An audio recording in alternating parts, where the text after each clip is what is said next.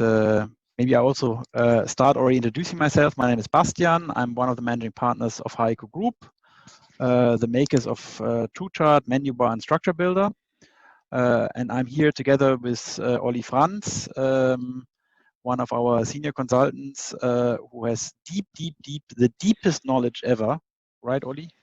On Structurebuilder, Menubar, and anything else in business intelligence. He just published a white paper, which currently is only available in German, but has lots of stuff in it.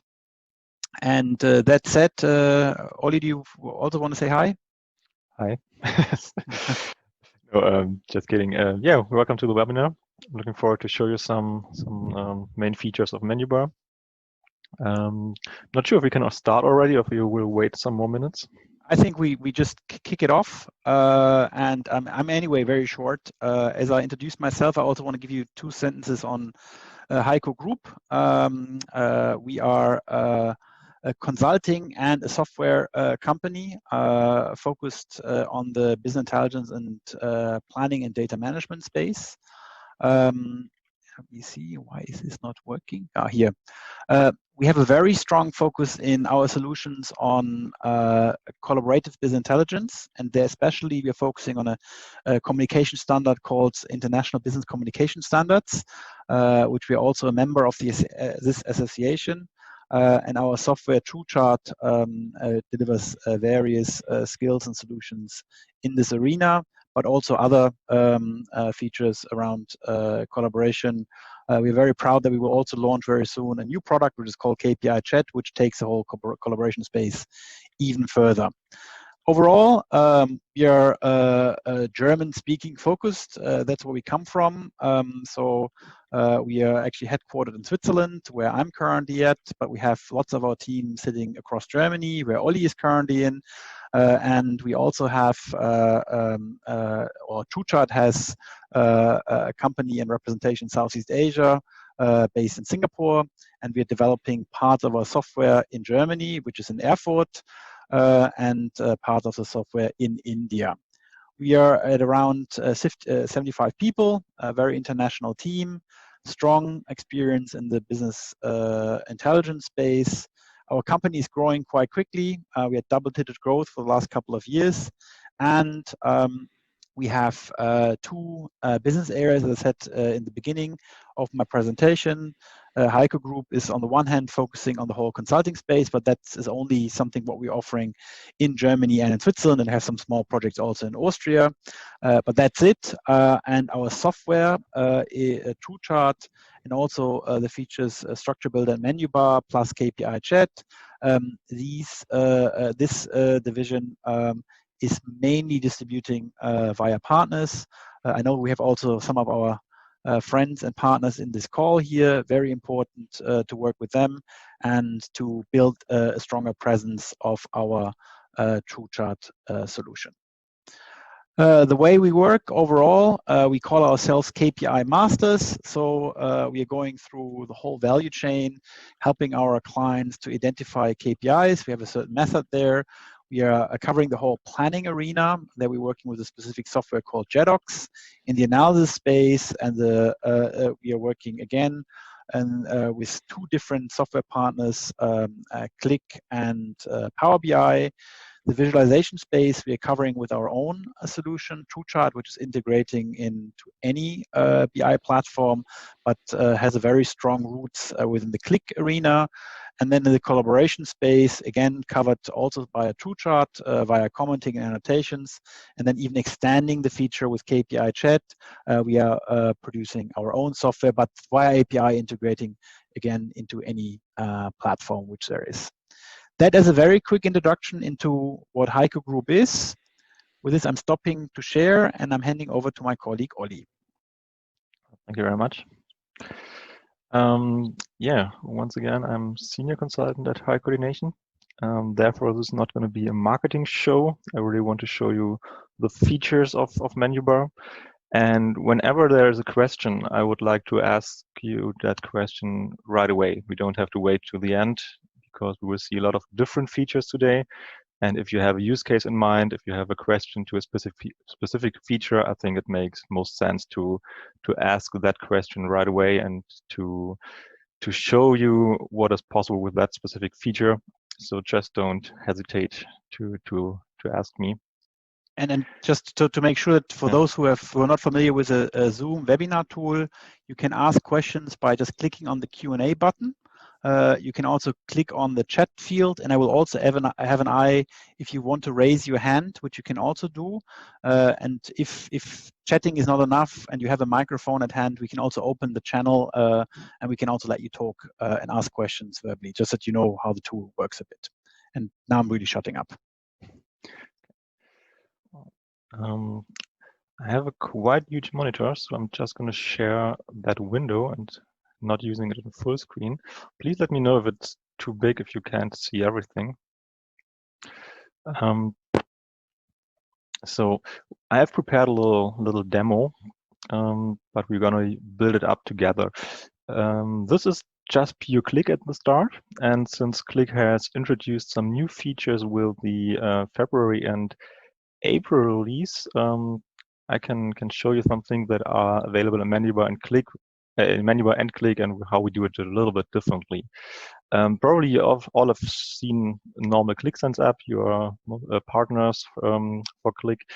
The standard problem that you have is when you have a dashboard like that, you have sales per month, top 5 categories, and top 10 countries, but you have to select a standard year, because if the user enters the sheet, all years are available, and it doesn't make sense to show those over the years.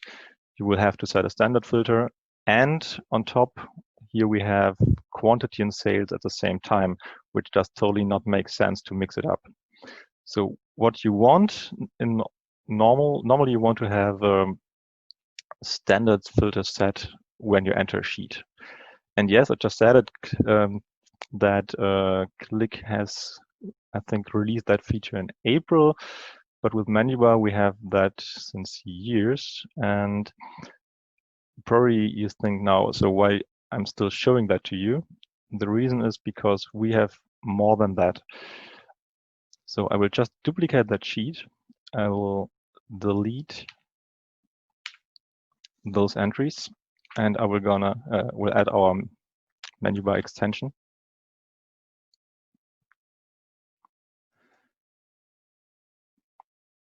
Because with Menubar we can add different settings, different items into the Menubar. So we can add a button, for example, and that button can have an action, and that action can be triggered on different events.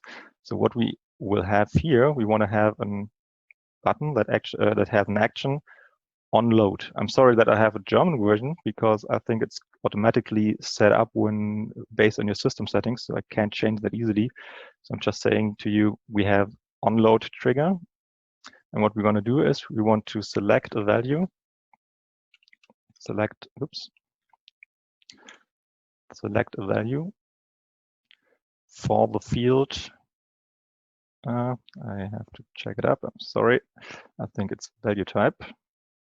The field value type, and I think it makes sense to show sales first. So let's go back to the standard view. We had sales selected as a standard. I'm gonna delete that. I'm gonna go over to the new sheet, and we'll see that sales is automatically selected on load. We could do the same for year, but when there's a year, we have another problem, because right now the user can select 2 years at a time, which very often does not make much sense. So we can add another element to our menu bar. First, we add the dimension, that is year, and we can now use that dimension in an element, and we're going to have a single select. So what you can say is, okay, this single select uses the year dimension, and it has a standard value, for example, 1994. For sure, you can use an expression here to say it's the year of today or whatever. But you will see that I'll press F5. Whenever there is no value selected, the year is automatically selected 1994. And when I switch the year, I can only select one single year.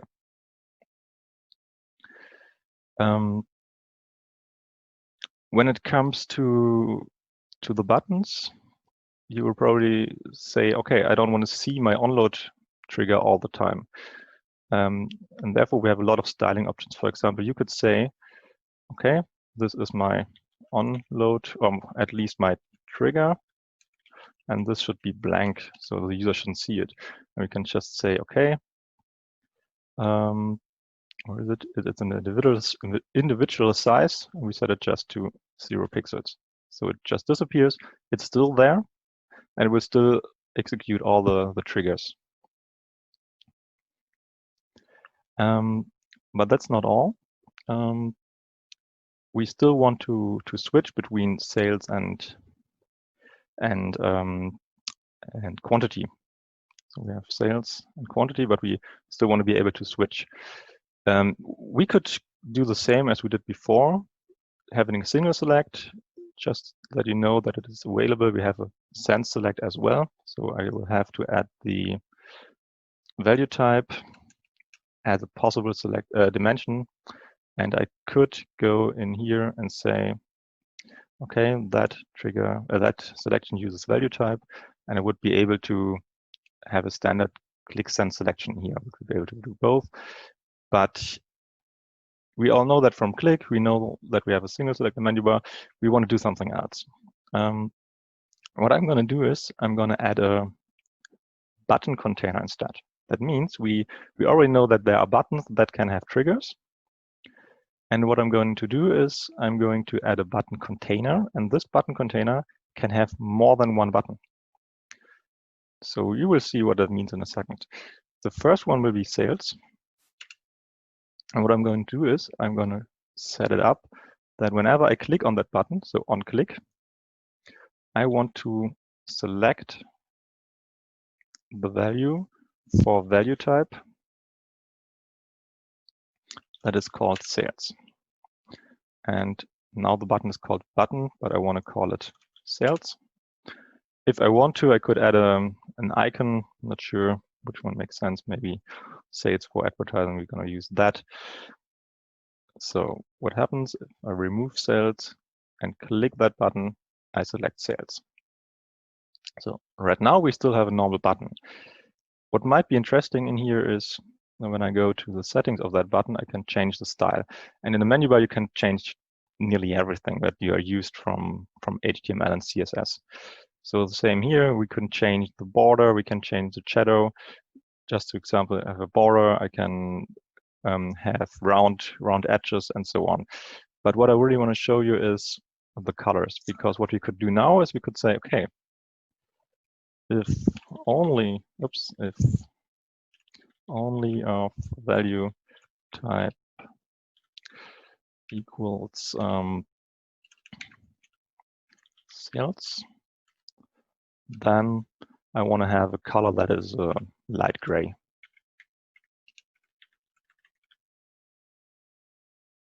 So let's see if that works.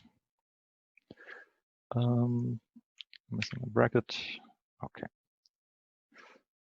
So you now will see, okay, we have selected sales, and if I unselected, the button gets a normal color. This is still just a normal button, but I've told you that I have a button container. So what I can do is, in a container, I can have more than one button. So I just duplicate that button. Now I have it twice, and you will see, okay, we have now 2 buttons in one container, and I can easily adjust it to a quantity. And I will say, okay, whenever I click on that button is called quantity. I maybe want to have another icon. I don't know. Let's do whatever, just to have another icon. And if I click on that button, I want to have quantity. And for sure, the color should be only, the button should be only colored if I have quantity selected. So and now I have 2 items.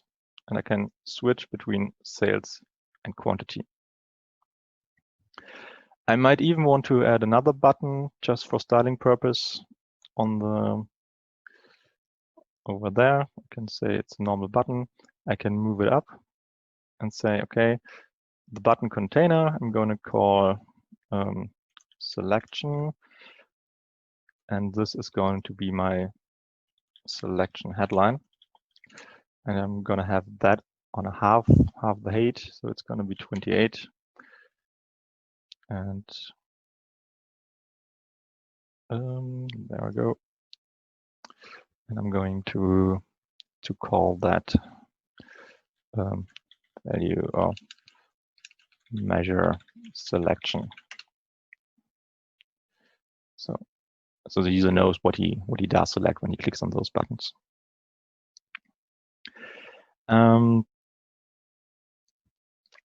The thing that I already told you is you can configure nearly everything when it comes to styling. Let's for example look at the selection. You could, for example, say, okay, I want to have a multi-line, so it's 2 lines. I want to have it on the left side. That's my personal preference. I can even add an icon here. Maybe there it's a clock for the date. We can have settings in the button. I already showed that earlier. Can repeat that for a second. We can change the position of the text. We can change the height, and we can change, as I said, nearly everything that you use from HTML and CSS you can use here. But very often you don't want to configure a single item. You may want to configure the whole thing. So you can go to that thing and say, okay, wherever I want to have a color of the main element, it should be red. Not very nice, but it works. And you can really adjust the background, the hover effect, the text hover, and so on and so on. Let's remove that again. One very interesting thing with the menu bar is that you have the ability to change the styling of ClickSense a little bit, because you all know that you have the title over here, you have the selection bar, and you have the navigation bar. But with the menu bar, you can adjust all those options. Just go in here. You can say, okay, don't want to see the menu bar, the send menu bar, and you will see that now it is gone. So it makes a much cleaner interface for the user. You can say, okay, I don't want to see the selection bar of sense because I don't want the user to select anything that is not provided in my menu bar. And now you see it is gone. And you can for sure remove the title if you want to. And now you have a very clean sheet that is nearly full screen experience. If I now click on full screen, you would have a browser full screen that looks like a complete new app without any interface from Click anymore. And for sure, the last 2 things here is you have the snapshot button. You know that like this. You can hide that for the menu bar, not for all of the items, just for the menu bar. So because the menu bar, you normally don't do a snapshot, and you can hide the full screen. Now you have a very clean menu bar. For today, or for now, I will just keep that here because it will help us to work a little faster. But I think it's nice to know that this is possible for user experience. And for sure, you can have a button that triggers a variable, and you can then use that variable to show that based on an expression. So user can decide by himself if he wants to see the navigation bar or not. We use that very often for especially for the navigation bar or for the selection bar, but most of the time I personally don't show the title of the sheet because I have a title on the items and so on. Yes. Another thing that might be interesting, I will go back to the ClickSense standard. For example, we have the sheet 1, and as said, Click has entered, or has not entered, has offered now this button, and I can switch to another sheet. If I go to the details sheet, the selection stays the same, which does not make any sense on that sheet, because in here I want to see the measure over time, and I want to compare those measures. So I need to remove those filters. And once again, Menubar can help us to do that. I will duplicate that sheet too. I will go in the details sheet. I will go to edit. I will enter the menu bar. Where is it?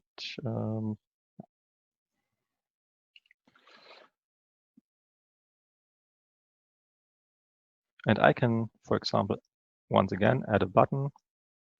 I can make it 0 height if I want, because I don't need to have the trigger here. Call it trigger blank just to have it sorted out.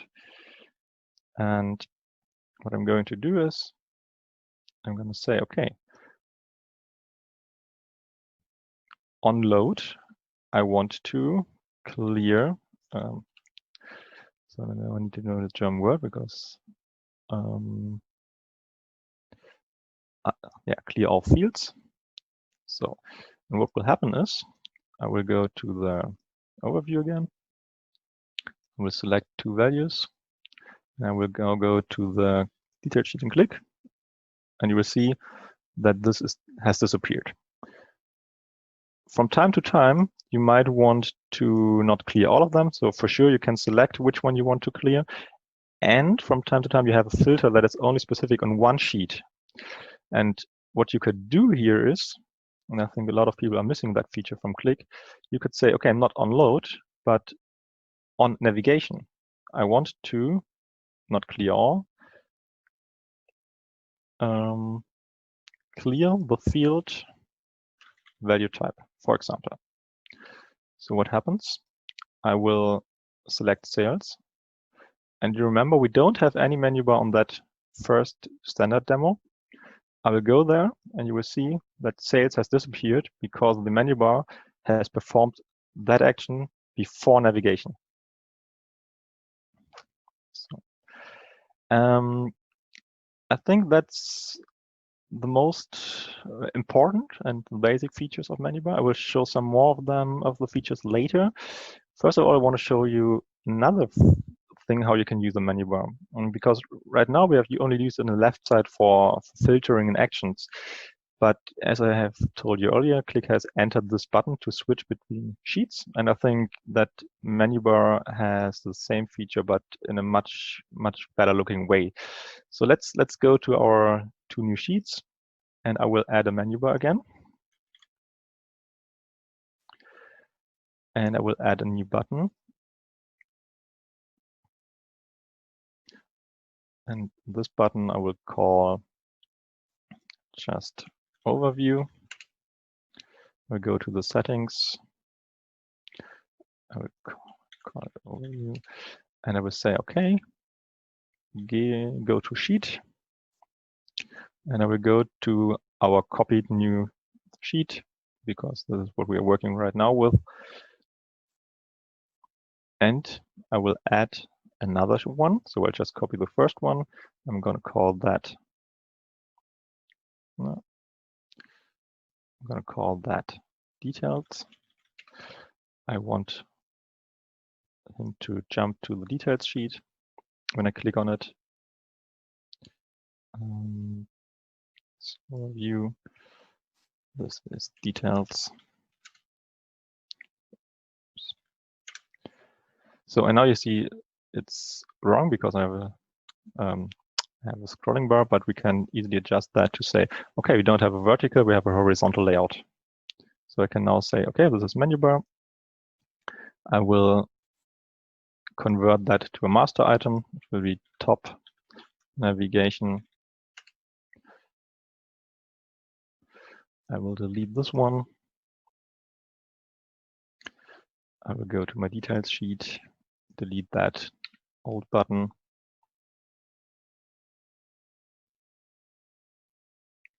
Master visualizations, top navigation. Oh, I think I've prepared that already yesterday, so now we have two of them. And now I can jump between overview. Oh, I think I've selected the wrong one. So just a second. I copied the one from today because that should have the right link in it. So so I can go back to overview, and I can go back to details. And I think that's a much cleaner look than just the new click button itself. And on top, for sure, you can once again, as it is a button, adjust all the styling. You can. What I personally do very often is I set an onload trigger to set a variable, and I would call that variable just overview or details, depending on the sheet that I'm just entering. And then I have a color-based expression that says, okay, if that is the selected sheet, make the background a little bit darker, so you directly see on which sheet you are. There are some other actions you can, for example, just that you know that this is possible. You can even go to the button and have, oh, sorry, not that button. It would make more sense on the onload trigger, but you could go to the onload trigger and say, based on a custom action, because we not only have the click actions, you could use JavaScript to have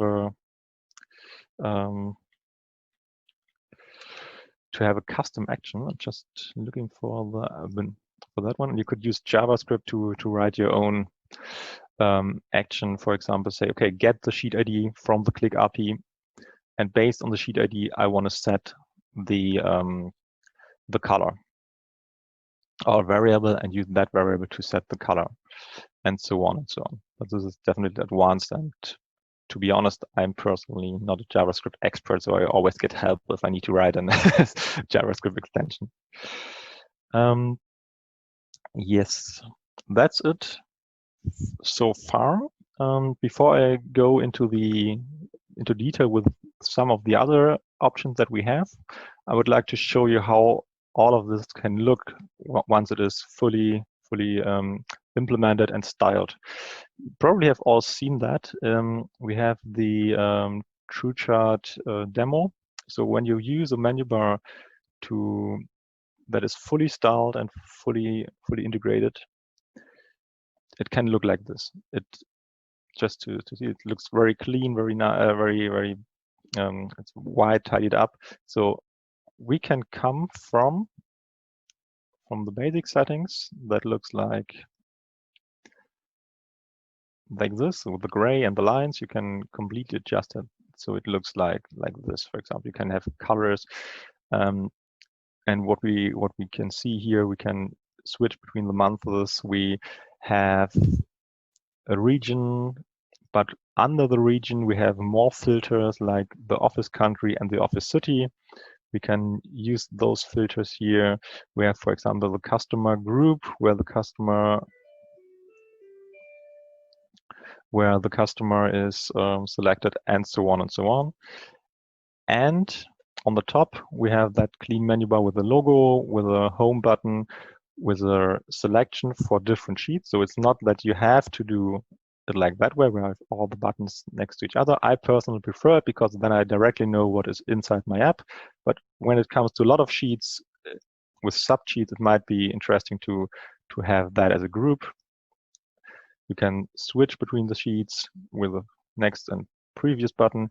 And that's what I said earlier. You can switch between full screen and not full screen, or activate the different items of ClickSense, and so on and so on. I really would like to ask you just to go onto that demo after the webinar and just see all the details and play around with it a little bit and see if it can maybe help you or not. That's it so far. I have prepared another use case that we had recently, just to show you one example of how Menubar can be used in a real life project. we had the problem that we had, it's just an example, it's not real data anymore, but we had a lot of groups, and each groups had a start and the end date. And the customer wanted to filter for one day and know, okay, which groups are within, which groups are affected by that date. So for example, if I have the group N, whenever the customer selects a date bigger than the 3rd of October and smaller than the 28th of November, he wanted to see this project. The problem was that in the real project, it has like millions of lines, so it was not possible to create a bridge table that connects each project or each group to all the possible dates. So what we did is, so our solution was, we had a date filter, and whenever the user selected a date, for example, this one, we had a trigger, and the trigger said, okay, if a selection is done, so it's an on selection trigger, we're gonna filter, and you know from click you can filter for smaller than, for example, 1st of April 2019. And that's exactly what that trigger does. So we had nothing to do in the data model. We were able to keep it all the way it was. We just automized the manual filtering for, okay, smaller than and bigger than the date. So I think that was a quite nice example how the combination of a trigger and a selection can help to automate a selection that would have been a mess to do in the data model because of the millions of rows. And of course, we thought of making it in a set analysis, but it absolutely was not possible because there were some circumstances that, made it impossible to use a normal set analysis for that. And that was a perfect solution in the end. Once again, I would like to ask you to raise your questions whenever you have any, but otherwise I will just go on.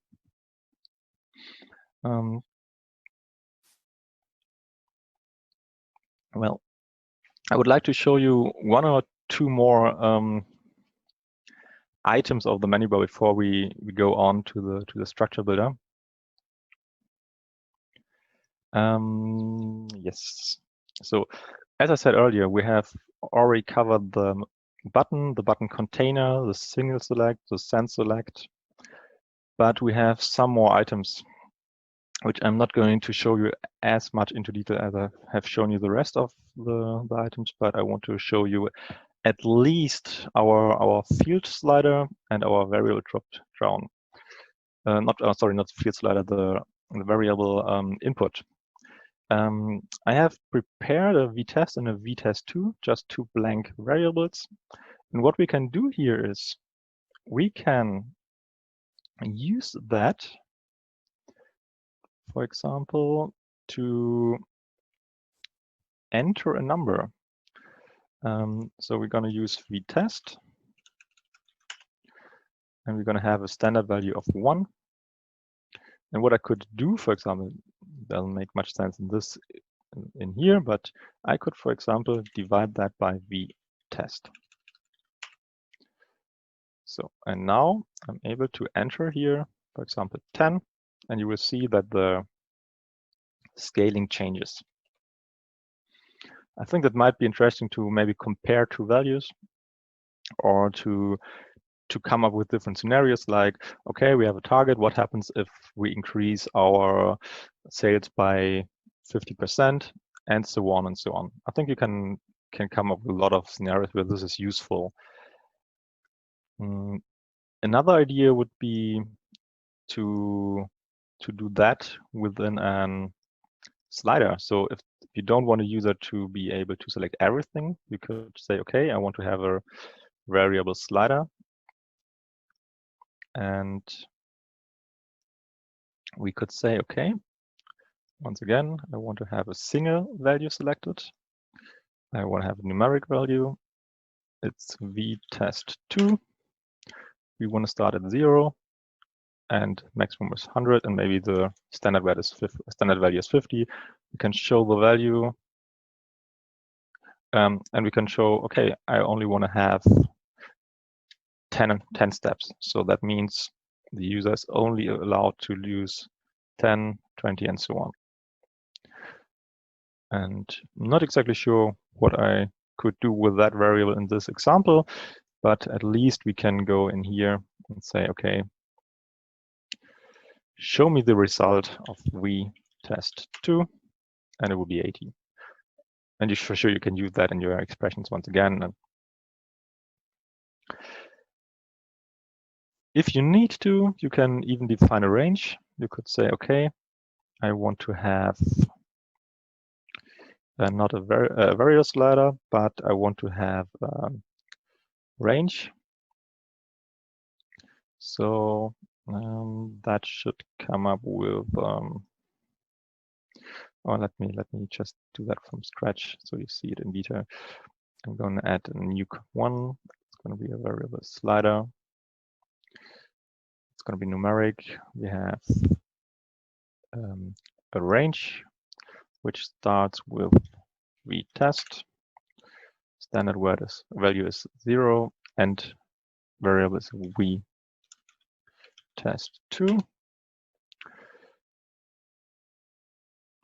And yes, show me the values.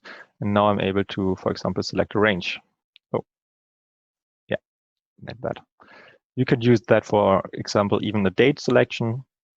So you could say, okay, I want the user to be allowed to select any time range between two values, and so on and so on. You could, for example, use that to cap something. For example, you could say, okay, I have a list of countries, and I only want to see countries that are smaller than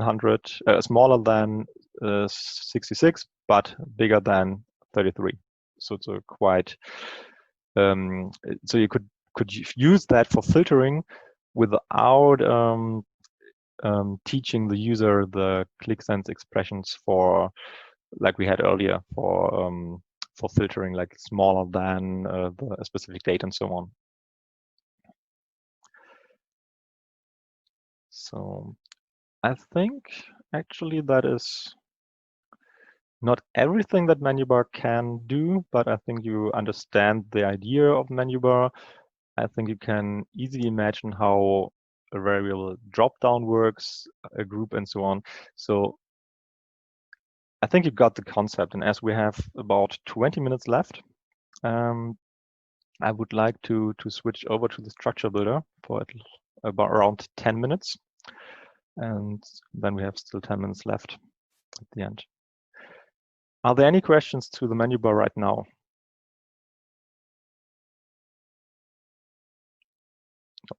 Okay. Then let me quickly switch the sheet. I will have to stop sharing for a second. I will now share this. I've prepared a few sheets for the structure builder for the theory. So we will quickly have a look at the problem, the solution, and the technical demo at the end. I think you all know something like that. I've used here mobile phones and PCs and stuff like that, but the real problem more comes from balance sheets and P&Ls. So a company has a lot of accounts, and when you want to build up a P&L, you need to structure those accounts in a new hierarchy.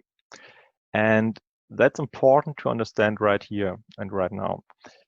A hierarchy is a flat file. And if you just want to build a hierarchy, you can use just a flat file to write down that hierarchy. So this thing is not called a hierarchy builder, it's called a structure builder. So what's the difference? In a balance sheet or in a P&L, you will have something like, you will have to combine it like a hierarchy, but, you will have something like this. You will have to show on the same level things that go up to phones, but go so iPhone goes into phones, but phones once again goes into total, but they all are in the same level. And you, in a hierarchy, you can only assign iPhones to phones, but maybe you want to assign iPhones because they can play MP3s on MP3 players too, and that is not possible with a hierarchy. So the structure builder allows you to assign one value to multiple places or multiple entries in a structure. And to make that possible, we need, first of all, an interface that connects the accounts to the structure, not to the hierarchy, to the structure. And we need to have a layout information. Okay, what is the structure? And we need to format, like, okay, those are bold, those are italic, and so on and so on. And that's exactly what you're going to see in the data model afterwards. You will have the accounts, and you will have an interface you will have that connects the data to the layout and to the format. And this is, numeric ID is not important right now. I just want you to know that we do that matching with an artificial numeric ID, but you can just ignore that for now. And the great thing about that is that when you have a P&L and things like that, the controller very often wants to change something on a specific report. And Structurebuilder allows you to do that because the layout is completely defined in an Excel template. I will show that how it looks like later. And that Excel template is parsed by a script. This is just a Structurebuilder script that you will get from us. So the Excel file goes into the Structurebuilder script. The Structurebuilder creates QVDs, and those QVDs can be loaded in your final app and can be used there. But if you want to use, so then you have the structure in your QVD, in your final app. But if you want to have the layout on top, you should use the Structurebuilder extension, because the Structurebuilder extension will directly pull the right colors from the Excel file or from the QVDs. I will quickly show you how the result in the end can look like. I will have to switch back to the other screen again. Second. So in the end, Structurebuilder can look like this. We have the, let's go to the results page. We have the lines and the formatting that comes from the Excel. And for example, so depreciation goes into that, this goes into this, and this once again goes into gross income, and normally would have a total line on the same level in the end. So all the accounts that go into depreciation on top go into depreciation and amortization, and on top goes into cost of goods, and on top goes into gross income. But it could be used on any other place too, and that is important to know, because I would like to go to another sheet. Let me quickly have a look where I can show that the best. 1 second, please. Perfect. So based on the idea that different input can go on different places in the output, we are able to not only use that like a hierarchy, but we can use it on the other line to produce relative numbers.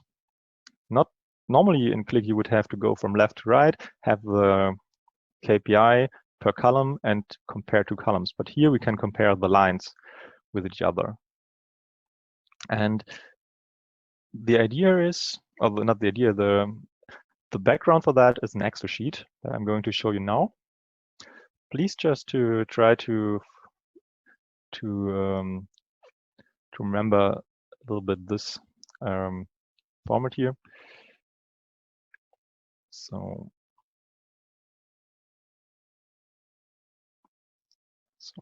and this is the Excel sheet that you could give to your controllers or finance people.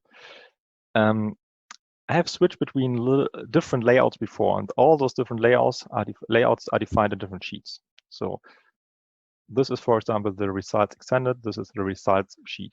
And what will happen here, or what happens here, is that each line number is exactly one line in the final report. But you can define, okay, the line 2 in my final report will have all accounts from 100 to 100. So that means, okay, there's only one account in it. But the line 3 is a total line, and the total line is based on line 4 to 7 of my report. So that means line 4 to 7, this is this area, completely goes into line 3.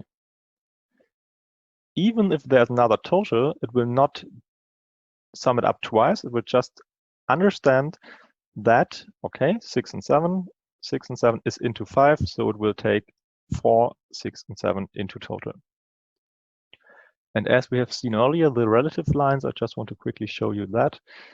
If you have a relative line, you will have two lines called 9. And as I said, each number will be one line in the final report. So you could even do something like that, having a 6 and a 6 here, that will sum up to one line in the final report. We will see that here. That means we have in line 9 the value and the divided by value to make a relative number.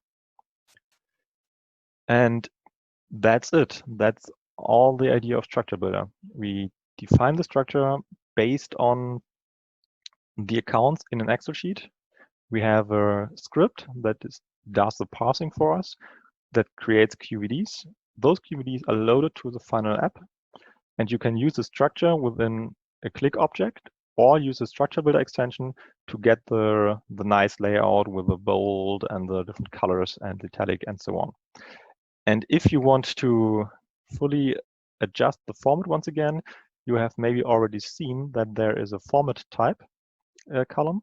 For example, the pnormal says, okay, this line should be formatted as a percentage normal. And you can define for each format type the format over here. So what we have is, we have the pnormal, and you will see, okay, we have the number format, it's italic, the color for good, the color for bad values, and so on and so on. So once again, you have full flexibility in defining the layout of your final report. And that's it from my side.